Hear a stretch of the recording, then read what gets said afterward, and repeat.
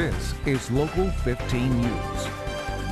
Hi, good evening, everybody. I'm Greg Peterson. And I'm Kim Thurman. Our big story right now at 10 o'clock. Some members of the Mobile City Council want a citizens committee formed to analyze police behavior and allegations of police misconduct or abuse of power. It's something the city's police chief is strongly against. He even told the council this week, if you feel the need to have this type of panel, then you have the wrong police chief, saying it's his job to keep his officers in line, and he's doing just that. Local 15's Christian Jennings is live at police headquarters tonight.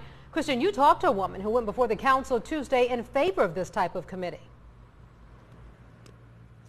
I did, Kim. Sharon Perry tells me that her son was treated unfairly by police officers on 2 separate occasions this year. And while the police chief says that's absolutely not the case, this whole thing really drives home something that a few council members have been pushing for, a citizens oversight committee to look into these types of allegations.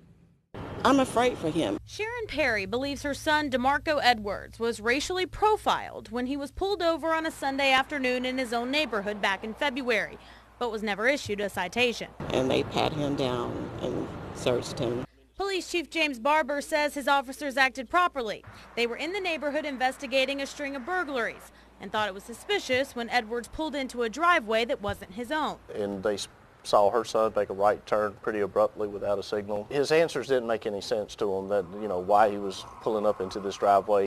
But Perry says a few months later, her son had another odd encounter with a police officer when he pulled into this Tillman's Corner gas station, then noticed the officer staring at him. Officer comes over to him and asks him for his information. He gives it to him. And then I hear my son say, "I'm not doing anything, sir." He's saying, "Are we going to really do this?" The officer said that to my son. Her son left with a seatbelt violation. Again, Chief Barber says his officer's action was justified. The officer observed this particular individual, or her son, with the windows down and his radio up, is what drew his attention to the vehicle. When he looked over, he didn't have a seatbelt on.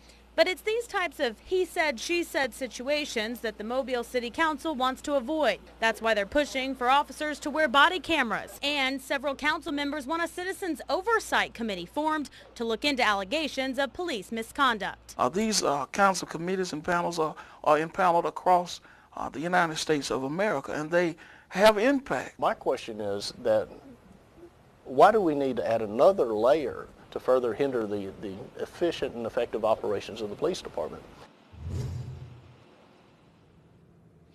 Now, the chief says he is all for body cameras, and in fact, about a year ago, they started testing out a few body cameras, gave them to a few officers. There are about 3 out there as sort of a pilot program, but he says to give all of the officers body cameras, it will cost $400,000, and right now the department just doesn't have that kind of money. He is, however, against that oversight committee, saying that citizens already have plenty of ways they can file complaints against the police department. If they don't wish to do it internally, they can do it externally through the mayor's office, through the district attorney's office. They can go through the Mobile County Personnel Board or even file a lawsuit. Reporting live at MPD headquarters, Christian Jennings, Local 15 News.